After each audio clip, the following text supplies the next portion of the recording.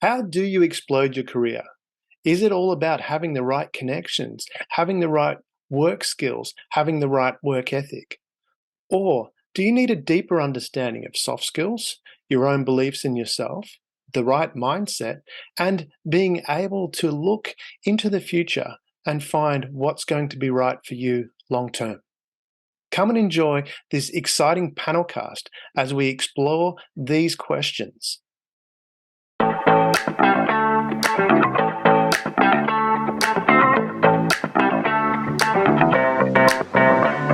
Welcome to Share.care, an all-inclusive community sharing experience, strength, and hope to create strong, healthy, and inspiring relationships. Share.care communities work toward every individual feeling safe, valued, and heard, free from the threat of danger, pain, or harm. Each episode, founder Damian Andrews explores the principles underpinning Share.care and invites expert special guests to share their knowledge so you can easily reap the benefits so many others experience. You hold the choice to create your future. Let it be with strong, healthy, and inspiring relationships. Hello and welcome to a panelcast episode of the Share.care podcast. Our belief is that global peace starts at home. Feeling safe, valued, and heard gives you a foundation to confidently step out and make the world a happier and safer place for everyone. Because in today's world, it's in your own selfish best interest to help others. Now, today, our esteemed panelists are Benjamin Vabner. He's an experienced, motivated, and creative sales and management professional, a freelance writer, and educates employers on how to best support adults on the autism spectrum. And then we have Bernadette Boas, an executive coach, trainer, and speaker with a philosophy that 80% is mindset, 20% skill set, with over 14 years coaching men and women worldwide, and the author of the book Shedding the Corporate Bitch, and founder of Ball of Fire Coaching. So let me say that again. And founder of Ball of Fire Coaching. Welcome, Bernadette, and welcome, Benjamin. Thank you, Damian. Now, today we're talking about an explosive career, how to have an explosive career. I think most people are quite used to getting a job and having a career, but how do you really make your career excel beyond what would be normally expected? Bernadette, do you want to lead off with that? Sure. I love, that's a great question because it's something that I kind of was natural part of kind of how I went about my career. And I use it and coach it for the last, 15, 20 years, actually. I see it as not just going beyond.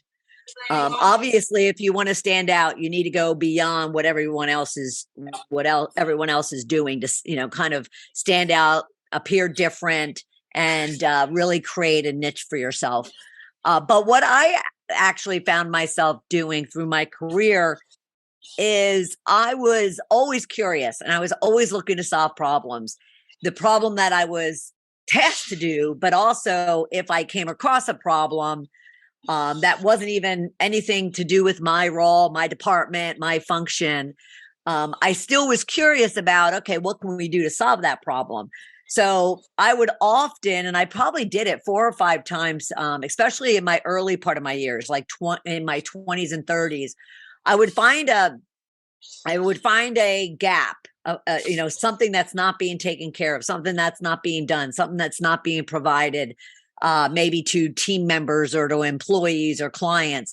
And I would go in and kind of put together a plan as to how that gap or problem could be solved.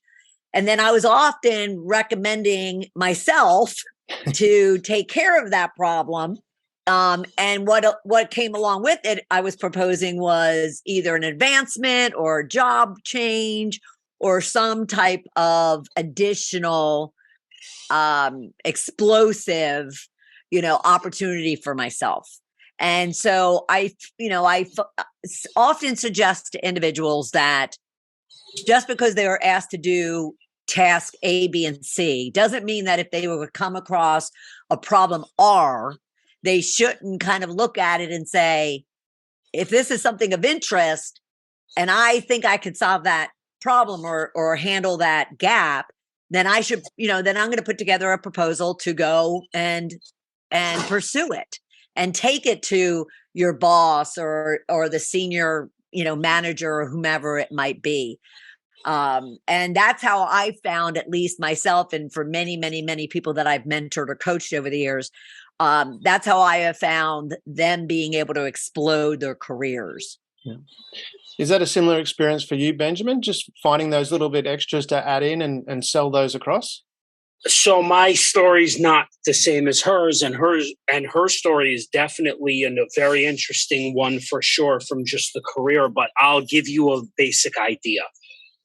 Back at 18 years old, which was in 2004, one of my first jobs was at a local movie theater. So I stuck around that job for about 4 years. Then I transitioned to another role within the same town with the local village, just for like one gap year. After that, I was at General Nutrition Centers, or GNC, for about what was it? Let's say about almost 4 years. In between that, I was going to school, and in fact, my own college degree took me about both my degrees took me about 9.5 years in total. And then I bounced between the Goodwill and internships from 2014 till finally 2019, when I was in a school district. And then after the school district, I finally transitioned to the company that I work right now for, which is Optum Care.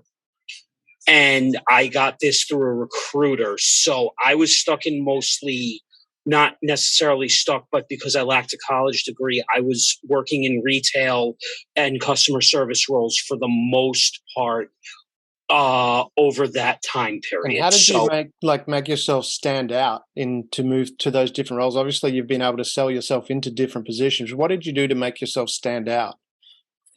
It wasn't so much that I stood out. It's that I think a lot of what happened and why I got sort of pigeonholed to retail had to do with a couple factors.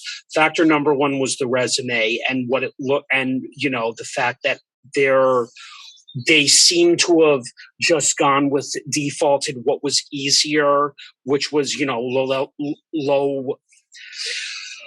I shouldn't use the word low wage or low skill. I should basically just say they stuck with what they thought was the best for me, but it wasn't the best for me. And even in the role that I do perform right now, which is a scheduler role, I don't believe that a lot of recruiters are open-minded to roles that I would be more suited to.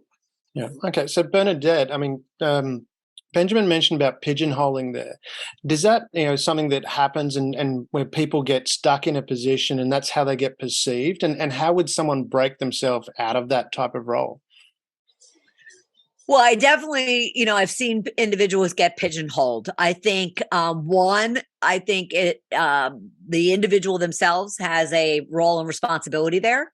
Yeah. To kind of like this whole questions around how do you differentiate yourself? How do you stand out? What do you do to kind of be explosive, and have an explosive career? So I think it's a matter of, again,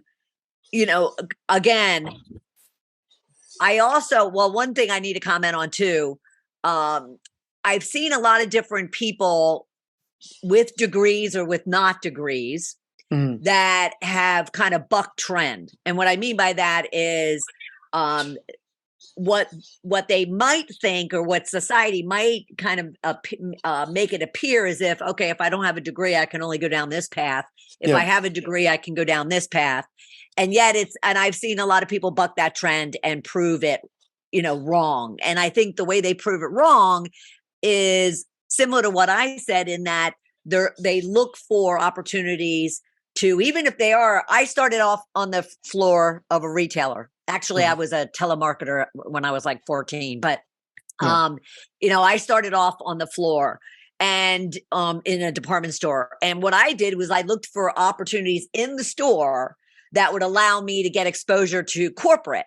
And, that was the fact that even though I was a kind of a store clerk, I volunteered to do inventories. And then I volunteered to do analysis of the inventory, which meant, of the sales, and then write up a recap and send it down to the corporate office. And then all of a sudden somebody went, who is this person out in the stores doing all this manual analysis for us? So I think people have to get creative if they do find themselves pigeonholed. And at the same time, I think another key point here too is whether you're in, I've had mentors since I was in grade school. And I think too, what we have to kind of teach and coach our children, our young professionals all the way through to seasoned. I'm still coaching 60 somethings about finding mentors that can help you along the way as well, to not get pigeonholed, to not get stuck, to not get, kind of status quo, but to actually find ways to break through. Okay. And beautiful. So Benjamin, from your perspective, I mean, what Bernadette was talking about there is finding, things that she's done to add to that. You mentioned about doing work with helping people in autism spectrum. What motivated you to want to do that and to help those people? I did a lot of volunteering in between over the years where I did things like volunteer with cat rescue organizations. This was back when I moved to Washington, D.C. for a year, for a gap year with my father. I followed that up for 2 years afterwards. And then in the second time around when I was doing my college degree, when I went back to do my college degree, I was volunteering at a couple nonprofits, and I also student taught. So I agree with her definitely there. I think if I had to look at my first go around in college when I was transitioning from high school to college at 18 to about, say, 27, I think maybe when I look back, I made some mistakes, and I realized I think the early mistakes were not understanding, not on the mentor, but I basically did the bare minimum to an extent, which I know some people, they try to do it for as long as they can in their lives. It works for some, it doesn't work for everyone. And the way I tried it, I think by doing that, I think I may have gotten too comfortable in some roles where I didn't think outside the box. Yeah. So we'll come back to the bare minimum and thinking outside the box in a minute. But what I wanted to try and understand was this motivation. Bernadette had a strong motivation to want to do more. What was your motivation to want to volunteer your time to help others? What? I think because starting with the cat rescue organizations, I was meeting people who were a little older than me, and I realized this might be an outlet that I could eventually do something with because it puts me around similar people with not necessarily similar cause interests, but I think I finally started to realize I was developing skills in unconventional ways. Okay. So Bernadette. So when I saw, and then I'll let you go. Go ahead. So when I saw that I was starting to build unconventional skills, I think I finally started to see that there was a little bit of a niche that could be worked with eventually, and that, something would eventually come out. Okay. So Bernadette, when we talk about people doing the bare minimum or what the others are doing around them, because that seems to be a case, how does someone break out of that? What can they do to find that motivation? Is it who you're associating it with, or do you need to change your circle of friends, or how does someone find that extra oomph to do those little bit extras? Well, I find that people who might be stuck or just feel like they kind of are just doing status quo, they have to kind of feel the pain first. Yeah. They have to kind of feel that discomfort or that boredom or that kind of urge that they want more, but yet they are not sure how to go about it. And trust me when I say, not knowing how to go about it is a great place to be. Yes. Because, so if you move beyond, kind of feeling bored or stuck or just, status quo, but yet you're asking the question, I just don't know how to do it. How do I do it? Well, that's a great place to be, because that's an easy solution, is go talk to people. Yeah. So that's the first thing, is to talk to others and find out, what are they doing? What suggestions do they have? What recommendations? What coaching or mentoring do they have? The other thing too that you said though is absolutely the people you associate with professionally and personally definitely have significant influence on where you are in your life. So you might have heard the old adage of the 5 closest people you associate yourself with is kind of the equivalent of kind of where you are and where you're going to go. Yep. And so, if you kind of look around and you kind of find that you're being surrounded by people that aren't ambitious or aren't assertive or aren't thinking outside the box or aren't able, are really comfortable where they are, they're not looking for change. Well, that could be one area that you want to kind of say, all right, I have to make some adjustments here. Because I always believe that you should surround yourself with the people that you want to be. So when I talk to people, I say always, kind of level up. If you want to, get to the next level and you're, at this lower level, let me give you, for instance, I play pickleball. You have to explain that one to me. I don't know pickleball. All right. Okay. So pickleball is it like cricket? No. Pickleball is the fastest growing sport in the US right now. And it's a cross between badminton, tennis, and ping pong. And so it's a small court. It's a small court paddle wiffle ball type of sport that you play either doubles or singles. And I have found that, it definitely, when I learned how to play about 4 years ago, it brought out my old competitive side. I used to be a big athlete, all through high school and college and whatnot. And I loved it. Yeah. So, but what it told me too, though, is I didn't want to play with just the people that were at my level because I would never improve if I played at my level. I had to go and get beat up and tortured by those that were much better than I was in order to get to their level. And so professionally, I tell people the same thing is, if you want to be at, say you are a store manager, or a store clerk, but you want to be the manager, go out and hang out with the manager, or go out and hang out with other managers and peers and find people that are at that level. If you're in corporate and you want to be a director or a VP, then surround yourself with people that can help you, and they understand the role and they understand the position, so they can help you get to those positions. So can I ask this question? Sure. If let's say I show you both my ambition and say my eventual goal with my own podcast is for it to become a full services media company, should I be seeking mentors who are executive level in media companies, or spend time with those type of people? Because you just said something that everyone, and we're not even talking about, working for someone. My ambition is to be on my own, but you said something that I've heard 5 variations of this. You are the 5 people that you put yourself around. And it just reminded me of somebody this year. I only finally started understanding that concept this year, literally, when I started my podcast. That finally clicked now. I wish it had clicked earlier, but maybe I wasn't self-aware. Well, you weren't ready for it. The old adage or the old saying, when the student is ready, the teacher will come. Yes. That's what you just explained. Don't worry about you should have had, or I wish I had, or I regret I didn't. My mother says the same thing. There's, none of those things are healthy and none of those things are moving you forward. All you have to say is, okay, now I've learned it. And now I know that the best practice that people have said, because multiple people are saying it, is that I should go out and I should associate myself, network with.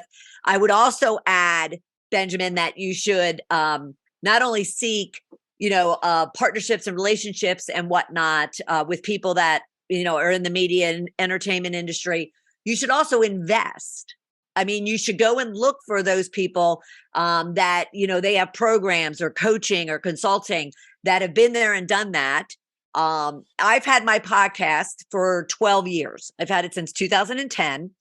and it's had its ups That's and a long downs. time. It's a long time. Love doing it. I've done it consistently for every week for 12 years. Yet at the same time, only this past year did I say, okay, so I have some goals and objectives I have a media and entertainment company as a result of my podcast. But I want to actually turn it into something I can sell, this asset that I can sell. So now I have to associate myself, and I have to get the podcast and everything that's tied to the podcast. I have to get it to the next level. I have to get it to where it's an equitable, valuable asset that can be sold. So I can't do that by just kind of hanging out where I'm hanging out and, kind of networking with the people that are doing exactly what I'm doing right now. I need to go and find those, those executives, those mentors, those coaches, both those I pay and those I don't, and make an investment in where it is that I want to take this business. So, yes, you should be definitely, it's a great goal to have, but at the same time, you need to be sure that you're putting the infrastructure in place. And one of those things that's critical are the people you're surrounding yourself with. Okay. In going through that, coming back to your book, Bernadette, so for Benjamin in moving forward with that, because you talked about, being assertive, but your book is, again, how to, not be the bitch as well. How does someone differentiate between those two, like being assertive, but at the same time not actually offending people with that assertiveness? Well, because unfortunately, you're going to make people angry anyway. Nowadays, especially. Well, no, wait. Well, let's make sure we're clear on a few things. Okay. Sure. So let me answer the question assertive, but then I want to come back to what my book is really about. Yeah. So being assertive does not mean that you have to be a bitch or a bastard. Yeah. Depending upon if you're a guy or a girl, right? Guys can be bitches. We can. This is true. This is very true. Yeah, it depends on the person. Being assertive doesn't even have to piss anybody off. Being assertive means you're confident in yourself and you know what it is that you want, and you're simply going out and pursuing it, asking for it, or doing the work that needs to get done in order to achieve it. Yeah. So being assertive isn't necessarily being like aggressively, demeaning and, and demanding and curt and abrasive, of which oftentimes people, is how and why they call someone a bitch or a bastard. Being assertive means you just are going after what it is that you want. And anybody who wants to call me that, a B name for doing that, well, that's your problem, not mine. Now, where it becomes my problem is what my book is about. And that is the bitches in my world, in Shedding the Corporate Bitch, are your fears, insecurities, and negativities that cause anyone to lash out on themselves. So just think of a time when you've been, kind of pissed off or angry or depressed or lonely or whatever the case might be. Just consider why you are in that state that caused you to go out into the world in that state of mind. It's probably a fear or an insecurity or a doubt you have of yourself, right? Yeah.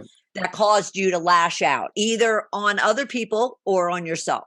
Yeah. So where Shedding the Corporate Bitch came from is after about a 25-year, kind of life, I was fired in late 2007 by my mentor of 12 years. You mentioned that. What was that like? Before now I'm interrupting, but I really wanted to understand. That's okay. It was both confusing and exciting at the same time. Yeah. So here it was a Monday after Thanksgiving. That Monday we just experienced it here in the States. And we all drag ourselves. Yeah, we all drag ourselves into work. And yet I was excited. I run into work like real early, and I run into work all excited about the projects and initiatives. I'm a VP/C-level executive. And by 8:30 in the morning, I was in the middle of the parking lot with a pink slip in my hand and a single box of my 25-year career. And I stood there. I was confused, perplexed, pissed, if pissed and angry are the same. And yet at the same time, there was something inside me that was really comfortable and excited. Yeah. Like, okay, all right, this just happened. Not sure why, but this just happened. And so I went on what I call an excavation of my soul for the next couple of years to really dig in and understand, why did my mentor, who I revered, who I adored, who I helped get where he was, and he helped me get where I was. What is it? What was it? And I knew it had to do with me. Like, I wasn't going to go into the blame game at all. I knew it had to do with me. And this goes back to Benjamin, something you said. I was ready. Something was telling me that I had been going through some crap over the last, the previous 2 years, that I was ready to kind of confront this, like acknowledge, kind of who I was and what was going on around me. And the pain that I had to feel in order to move forward in addressing it was my getting fired. And so through my year and a half of excavating, I came face to face with the fact that I was a very nasty corporate tyrant for 20, 25 years. And I, absolutely deserved to be fired, because I wasn't a type of leader that any company. How did that revelation feel when that actually occurred? I know, because I'm relating that to my own experiences where I've had these awakenings, and you go, holy shit, it's me. It's not them, it's me. How did that feel? I found myself on a jog at my local park with my dog, and we're running, and I'm running through my head, and I had been for months, kind of like just events and encounters and situations in my life over the last 20, 25 years that brought me to that parking lot. And so as I'm running, all of a sudden she just appears in my view. I saw the ugliness, I saw the curtness and the demeaning and the way I treated people and the way that I got off on treating people poorly. And I physically, literally fell to the ground in what I call a pool of shame and disgust and embarrassment and humiliation and hurt and, just everything. It just swept over me. At the same time as it swept over me, it also kind of shed itself away from me, because all of a sudden I was able to kind of say, oh my God, that is me. And I don't want to be her anymore. Yeah. And so I felt all kinds of stuff. I mean, I felt I could like literally close my eyes and go back there, although I don't like to, because it wasn't pretty, but, because I felt all of it. Wow. Yeah. Because I find that from my experience as well, like all those growths have come from those experiences. Benjamin, do you want to weigh in there from your experience? Have you had that same thing where you've actually gone, it's not the outside world that's holding you back, it's me, and what was that, and how did you change? So, all right. My story is going to be a little different on that, but my wake up was in March 2020. When COVID had just started, and the retail job that I was working at, they laid people off for 4 months. So I had been working at the school district at that point, locally where I live. And luckily I was able to hold on to that for at least one more year till the opportunity that I have currently came along. But with my wake up happened during 2020, but it really got more, what's the word? I think I finally woke up during my first bout with, experiencing being near someone who was COVID positive in March to April 2021 during the 10-day lockdown, where I finally just woke up and said, I need to do something for myself, because, as far as I definitely want to work for someone, but at the same time, I want an additional income, or new opportunities that can come along in my life that will finally get me to what I really want in this world. Yeah. So the wake up happened between March 2020 and April 2021. And how did that change you? I think especially from April 2021 to January 2022, I invested in a content creating challenge. And after the content creating challenge, when I finally started my podcast, both my podcast formats this year, I finally started seeing that there's a lot of potential with this, to reach an audience, to educate an audience, and to open up new opportunities for me. Because as much as I like working for someone, doing something for myself will be more gratifying. Yeah. So that comes back to what you were talking about before, Bernadette, of setting these challenges to make yourself grow. Is there anything you should look at, specifically when you're looking at these challenges to make? Because again, we're coming back to creating an explosive career, how to make your career explode, how to do something, to grow beyond what you expected before. Is there specific things you should look for to help out, or is it just anything in general? What should a person do looking for those things to stand out? Well, one, I would suggest to somebody to explain to themselves, not to anybody else, define for themselves, I should say, what explosive means. What does explosive mean to you versus to me? Yeah. Because my degree of explosive is oftentimes very different than somebody else's. Yeah. So one, define for yourself what an explosive career would look like to you. What does that mean? What does it mean from a role position, a role perspective, a salary perspective, a company perspective, a industry, a business? What is it going to do to your relationships, to your money, to your just every aspect of your life? So what does explosive first mean? And then I would look at, okay, if you have a goal, again, say you're a middle manager and you're looking to go to a director level. One, I would, again, it comes back to assessments and inventory. I would say, okay, so what does it take for me to be a director? What are the differences between the role I'm in right now and where I want to go? Yeah. And what are those things? I call them honor your riches. So what are those talents, experiences, and encounters and events and skills that I have that already contribute to me being able to go to that next level? Yeah. But what are those gaps? What are those things I need in order to kind of, get to that next level? And it goes back, this goes back to how you introduced me. My whole philosophy of 80% mindset, 20% skill set. Yeah. Most of the time, for someone to be explosive and create an explosive career or life for themselves, is the difference between skills and mindset.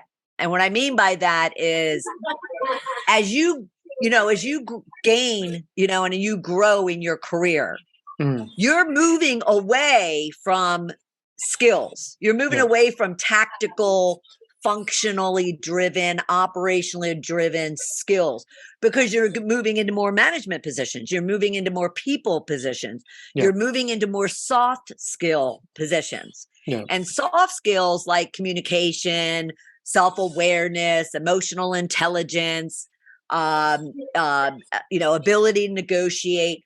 Those are skills that rely on more of your inner being, more of your confidence, more of your, belief in yourself, more of your certainty of what you stand for and who you are. And therefore, if you really want to identify the gaps, look at the gaps in your soft skills more so than your hard skills, because you won't need as many hard skills as you advance in your career. Yeah. So the soft skills side of things, how much does listening play into account of that? Because a lot of times people think assertive is being, telling people your opinion, but when you move up that ladder, it's more about listening. I remember Nelson Mandela talking about his dad, who was a chief in the area. And when they all got together, he would go around the room first, let everyone else talk before he talked, and Nelson took that on. Is listening important, or is it more about telling people what you think? Well, it's almost like the belief that leaders lead from the front, leaders lead from behind, not from the front. Yeah. So leaders are equipping their people to be able to lead themselves forward, and to do that, to develop people that can lead themselves forward is all those, are those skills that you're talking about, is listening. Yeah. Listening to understand, not simply so you can speak. Listening to really support and provide guidance.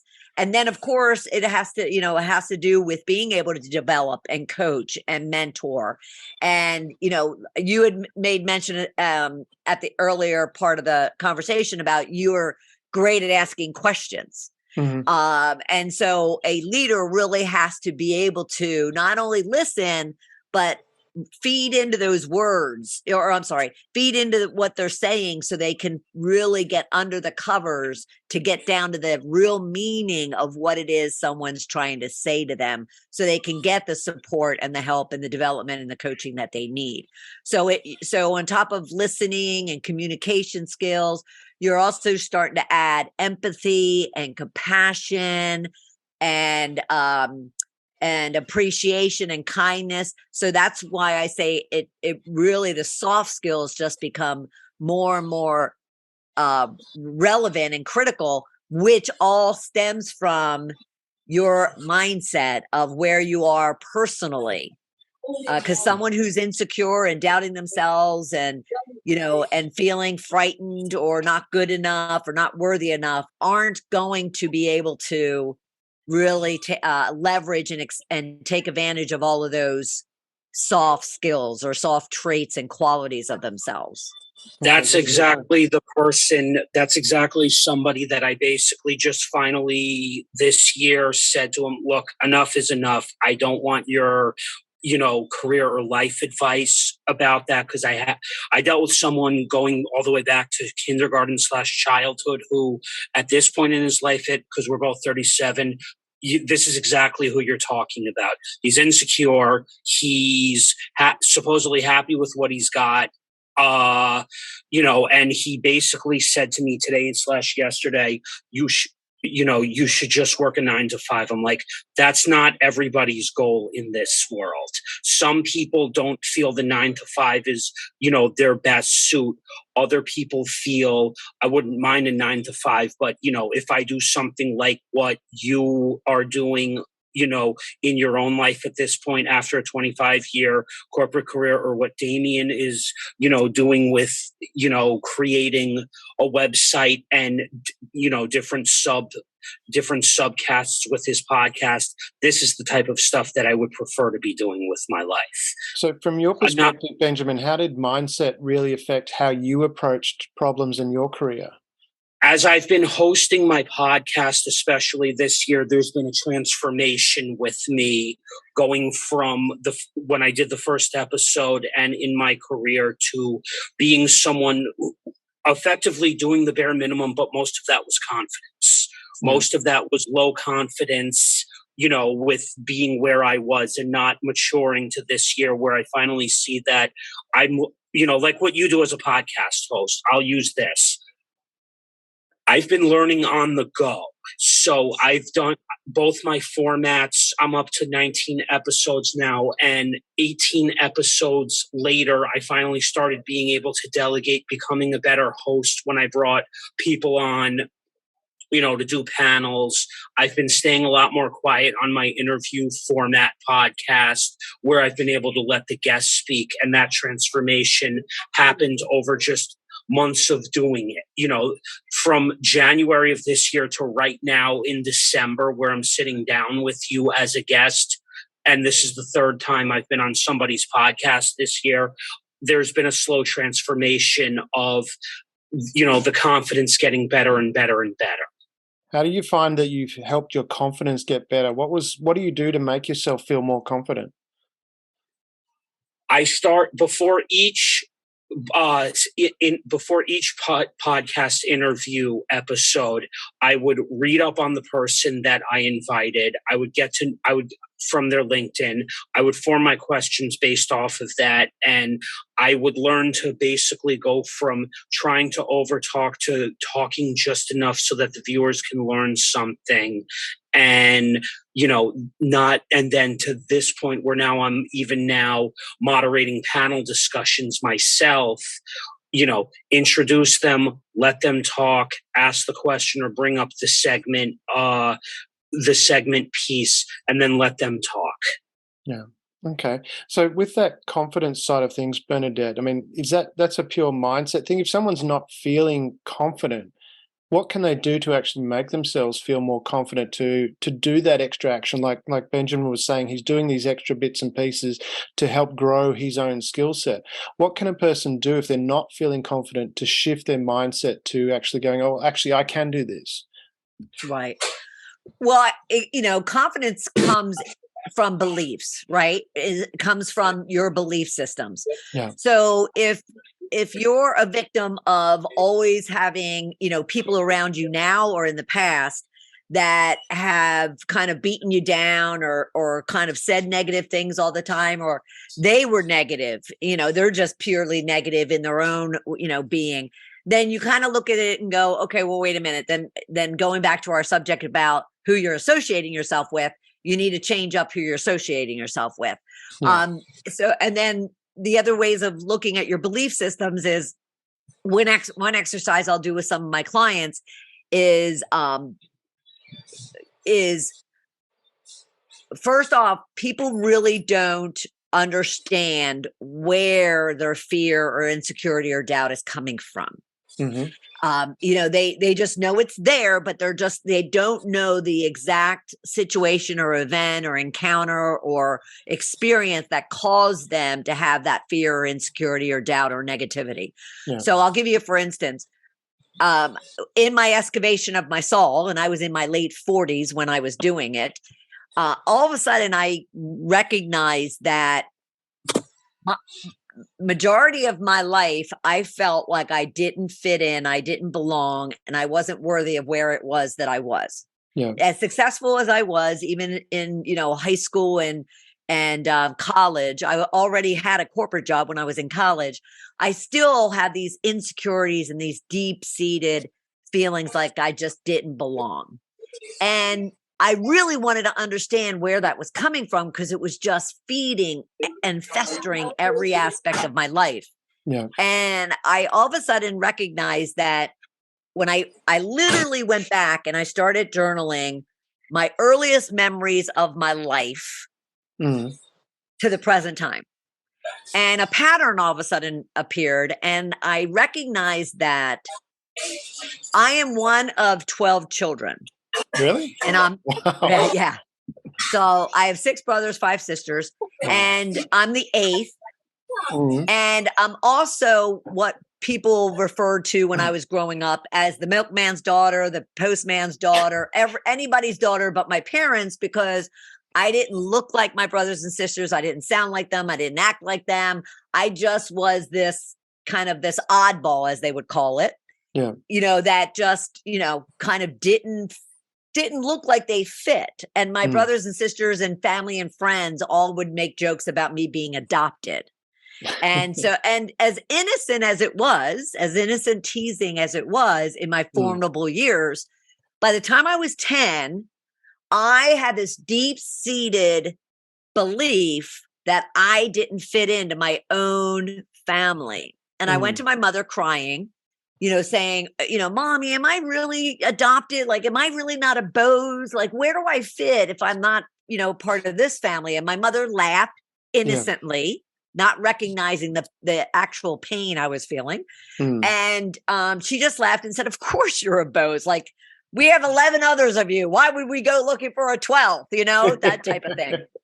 And, you know, and it took until I was in my 20s when I actually started to look like my brothers and sisters and sound like my sisters and so forth and so on. But the point is that I didn't recognize that experience and that belief that I didn't fit in festered through me throughout my entire first 48 years, in that I never felt like I belonged with my friends, let alone my family. I didn't feel like I fit or deserved a relationship I was in. I didn't feel like I deserved the work that I was doing or the job that I had or the money or the house that I had.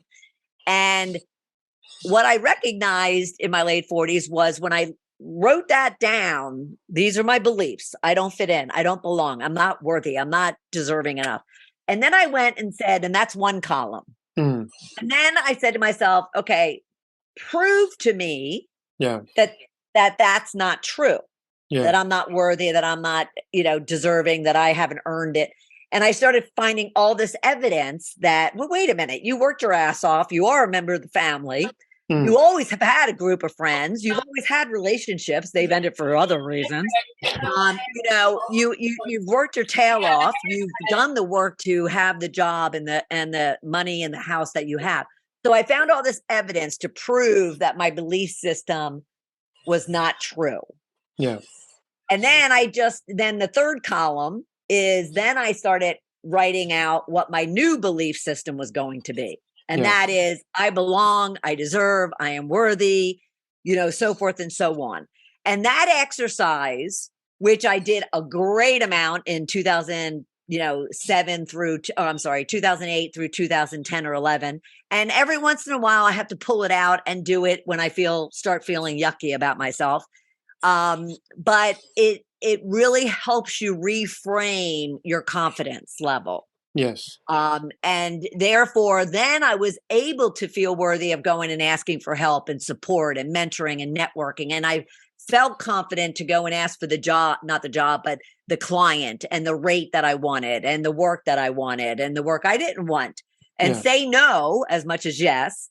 But I think long story short, I think to find the confidence, people have to first really do an inventory and take stock of why they don't feel confident, why they are doubting themselves and feel like they're, that they are fearful of asking or fearful of taking the next step. Okay. And Benjamin, have you had a similar experience through your career where you've had this, not this confidence lacking because you felt like you didn't fit in? I think yes, I have actually felt like this a lot lately as well, that I don't fit in also, but I also sort of see from what she's saying that sometimes not everyone can fit in. I think what I watch a lot of, not only do I watch, YouTube now, I remember watching different shows as well back in the 2000s that tried to emphasize the point. And my mother at the same time also probably dropped some comments to me about saying, don't always try to fit in, you may not fit in. And I guess I had always wanted to fit in up until now, where I realized maybe that isn't the best thing for me to try to fit in. How did that feel when you recognized that? I'll give you a good example of that. Within my own age group, of why I felt I don't fit in is because a good amount of my peers, whether they're late 30s, semi-mid 30s, early 30s, a lot of people around me are getting married. They're able to advance into that chapter in life. They're buying houses, or they're able to rent apartments. They have more options. And I'm only just starting out right now. So even though I'm in the same age group, I feel like I don't fit in and I'm behind. And one thing that I think I remember talking about with two very close friends and my mother about that, one friend who's in the same situation as me, is maybe being here will push you into doing things that you were never comfortable doing in the first place. I'm not, I'm not in position right now to be able to purchase, an apartment, a condo, a house, even a small house for myself, nor do I have the options right now financially to even be able to rent. So is that the confidence thing, this feeling of pushing into areas that are uncomfortable? Is that something that's important to you? You think it's important to accelerating, your opportunities? If I want more opportunities and options, yes. Because if I want to be, for example, where this one particular person that I just kind of removed from my life is, and I've argued this before, I'm not necessarily looking at what he makes from a salary perspective. I'm looking at the options that he has in his life, that he worked for, that it would be nice to be able to have those options. If I can rent a better apartment, that would be one thing. If I could be able to travel, that would have some meaning right now. So from that perspective, because we were talking about, having the right people around you, and I know from my experience in my life, there's times when I've had people around me that I've had to let go. I found that really hard. How did you do that? I still find it hard to this day, but I've been able to tell myself, if you don't let go of this, then you're going to be stuck here feeling upset about why you don't have this or why you don't have that. And that's something my mother pointed out to me, that, even sitting here right now, it's true. If I don't want to continue to feel crappy, I have to let go. Yeah. And coming back to the point that you said before, I want to go back to Bernadette on this, which is not everyone can fit in. From that perspective, I know from my experience, and there's times where I've tried to make relationships work. And a close friend of mine, his husband says, the right doors open easily. And there's many times where I've tried to make a relationship work, even personally tried to make a relationship work for a lot longer than I should have. How do we recognize that and go, well, maybe I should just let that go? Oh, I'm so not the expert here, but in my early phases of my excavating of my soul, that turned into shedding the corporate bitch. But I definitely, very much like Benjamin, I recognized that when I came face to face with her, with that nasty woman, and really understood why was I lashing out and why was I acting the way I was, I also had to look at the influences around me. That circle of 5 people, whatever the number might be. And, if you believe in the fact that what you put out in the universe comes back at you, so law of attraction, if you believe in law of attraction at all, you recognize that what you put out in the world comes back to you. So when I recognized that I was putting out ugliness, I was putting out, being intimidating, being fearful, being, not insecure. I kind of projected it in a demeaning, curt, aggressive, way. I looked around and all of a sudden I found that I was surrounded by people of the same ilk. I was surrounded myself with people that were nasty, that always looked at things very negatively, that were very much pessimists, so forth and so on. And they kind of enabled and kind of fed my nastiness. Yeah. And, so I can't change anybody else. And I recognize all I can do is change me. So long story short, I found myself about 10 months after I was fired and I started going through this process.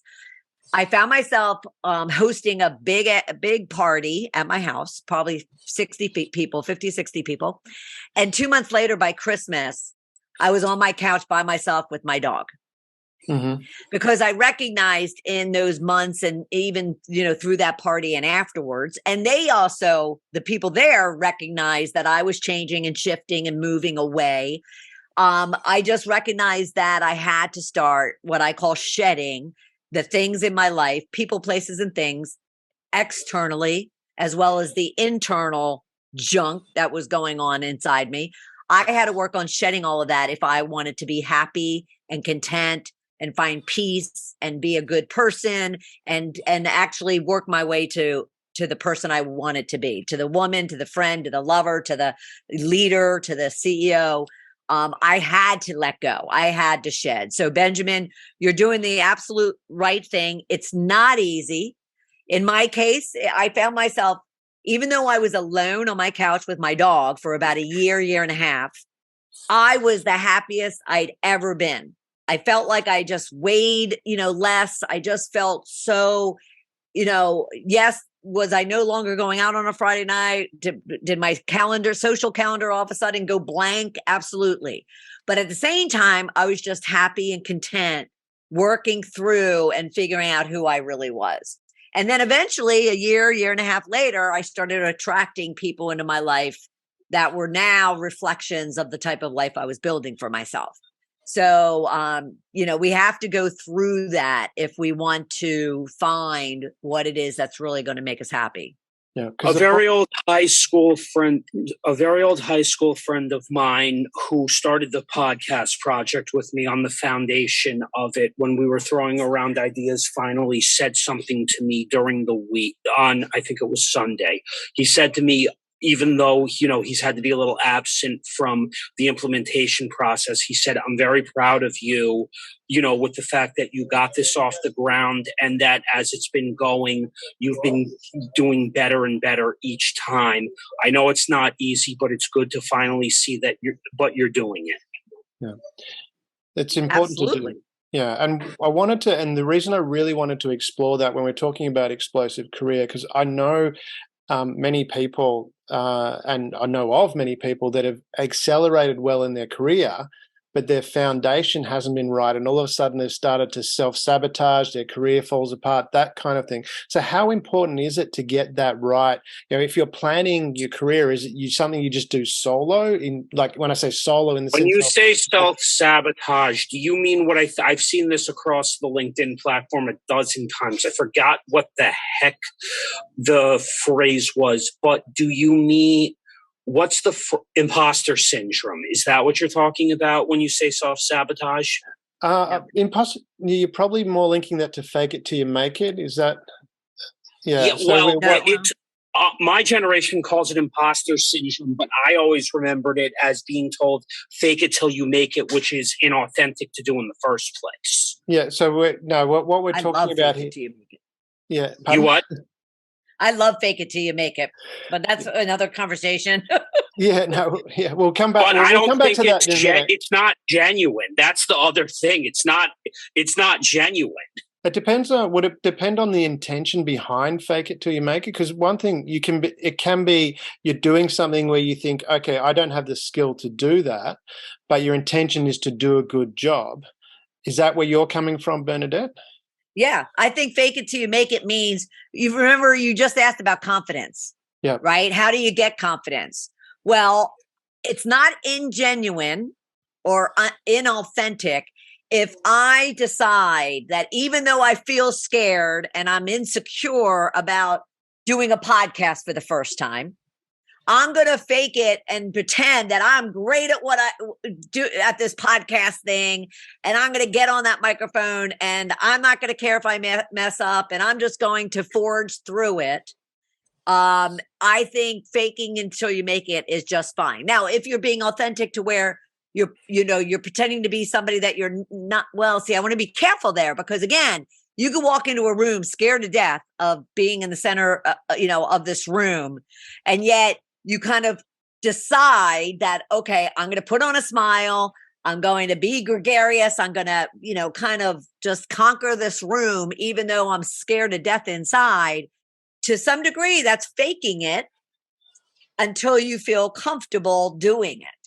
And I don't think it's inauthentic. I think it's a way for you to kind of forge forward through a fear that you might have. Yeah.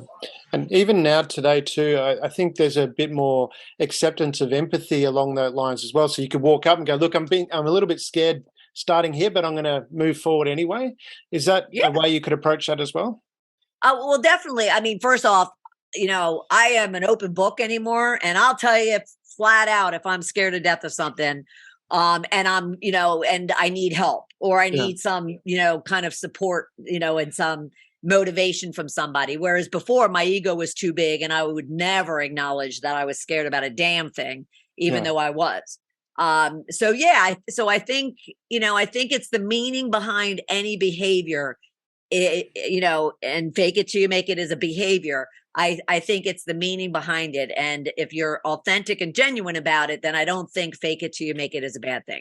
Is that like coming to what Benjamin's pointing to and linking that to what you said earlier about finding these little extra things to do?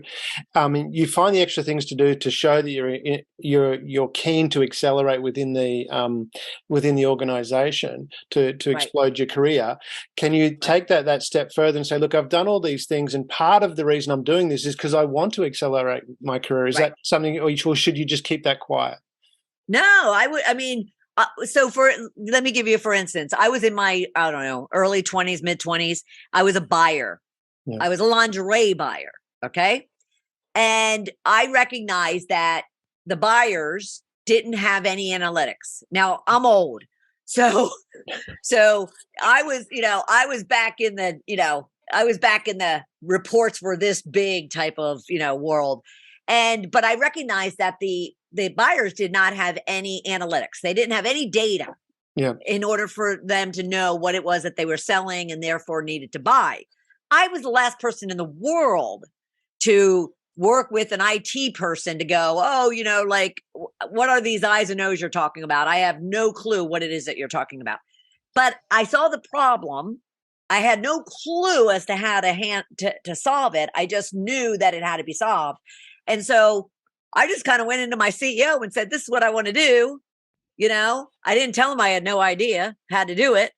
I said, but I'll figure it out. I'll figure it out, and I'll work with, the appropriate people. And I was scared to death inside that someone's going to, now imposter syndrome is, you're scared that you don't belong where you're supposed to be. You haven't earned, and you're not skilled enough, and you're not worthy enough of where you are. And you're afraid of being called out as an imposter. That's what an imposter syndrome's about, is you're afraid, you're living in fear of someone figuring it out that you don't know what the heck you're doing, and you don't belong in the position that you're in.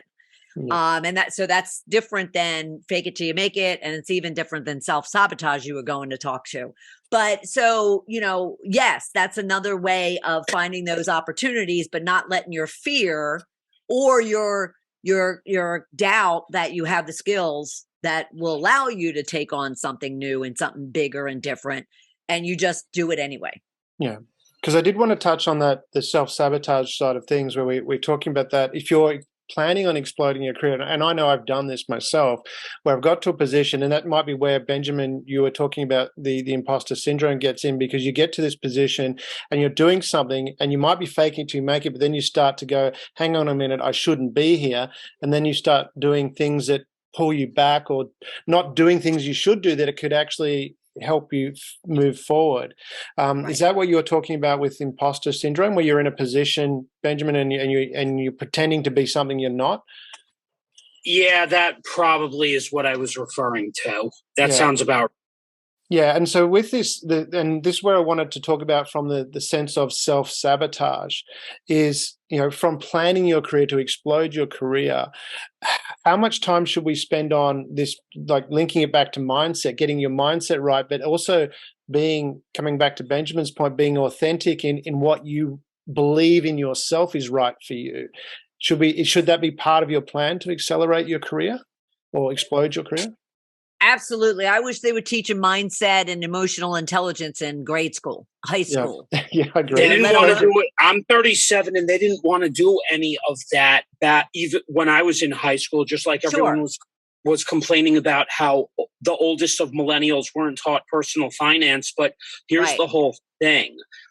I think before you even teach personal finance, and I know probably whoever is going to end up listening to this probably going to end up wondering why I'm about to say this, but don't you think psychology should first be taught before going into, how to manage money correctly? Because guess what? If somebody, I forgot who I was speaking to about this, but they were telling me that there are people who are making six figures who can barely manage.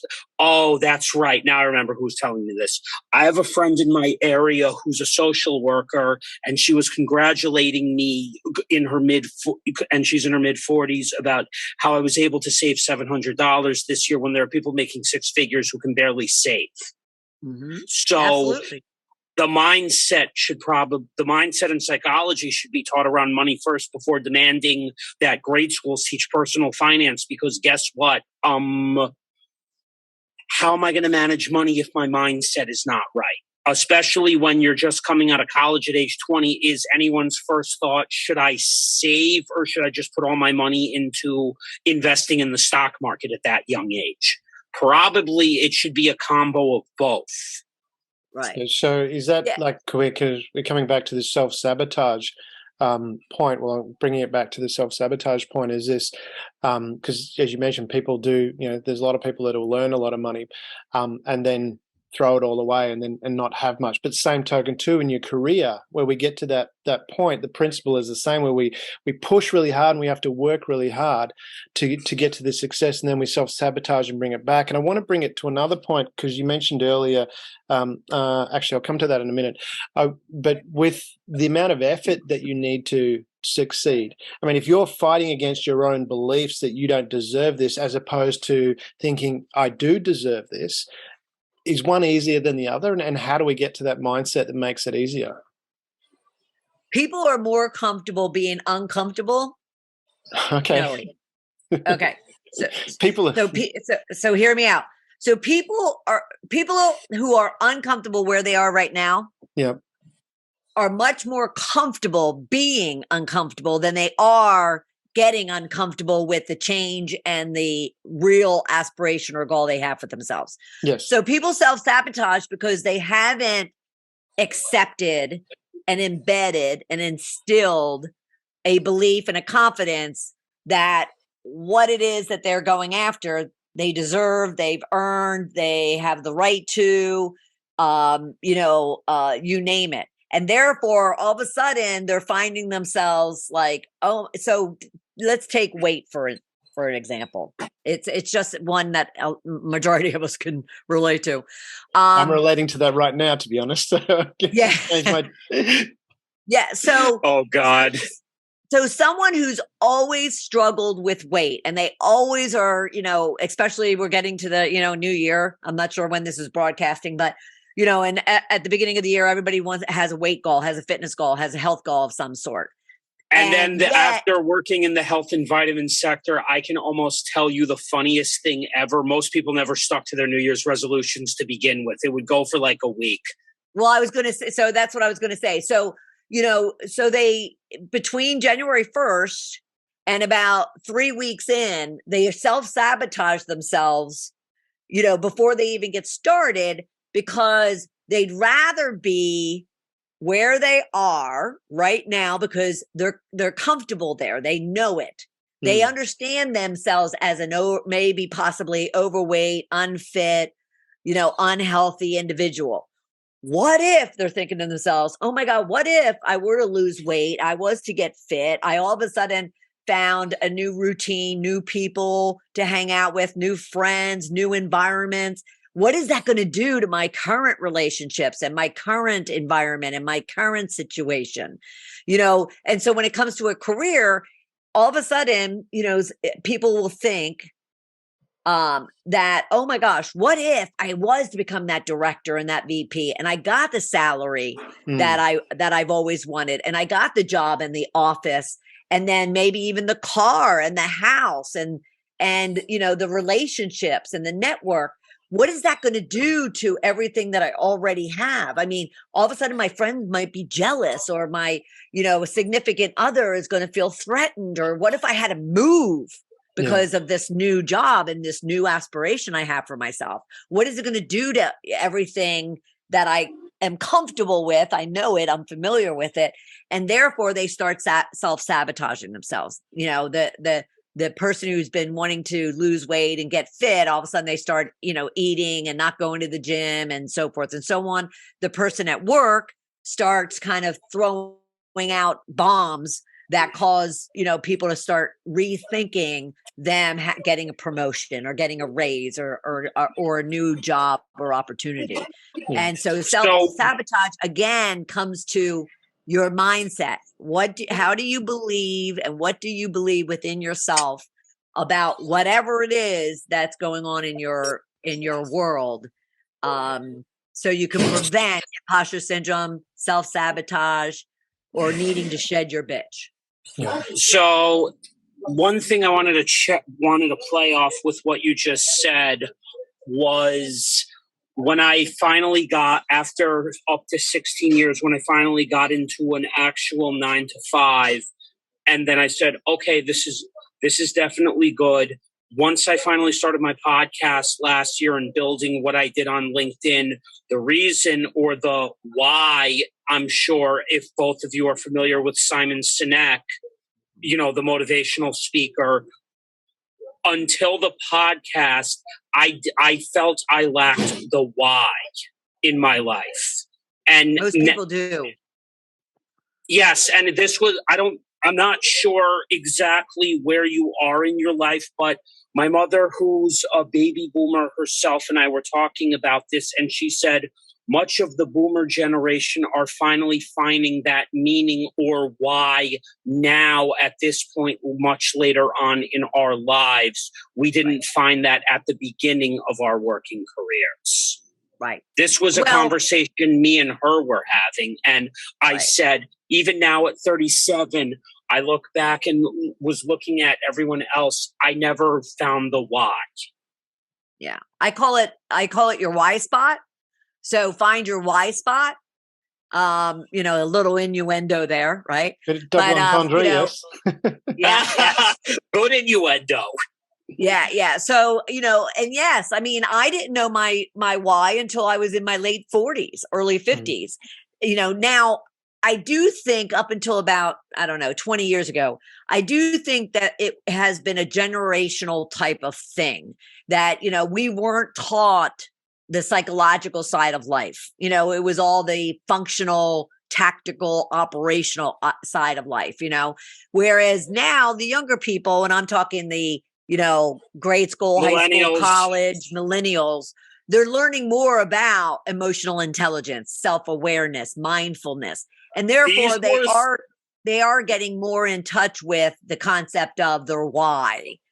These were the things that you speak of, emotional intelligence, that I started finding now at this point in my life. I always spoke about this, but I never felt people wanted to listen long enough, but I'm glad to come on and have this opportunity to speak with both of you.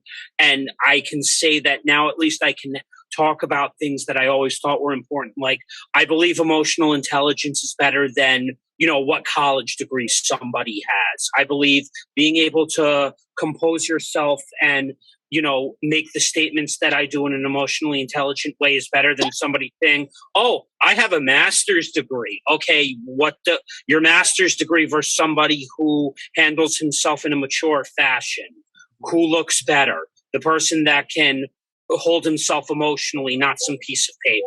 That just means the piece of paper is you may have realized this, I don't, you know, at some point, but I feel like the piece of paper is just really a paper education. It's not a life education. Right. I've learned more through customer service and retail, even though I don't really like the sector, that I don't think I would ever have been able to learn, you know, in school. Right. Because school teaches, what did you say? School teaches processes, or what you're talking about, operations? Right. Well, that's where I think and theory.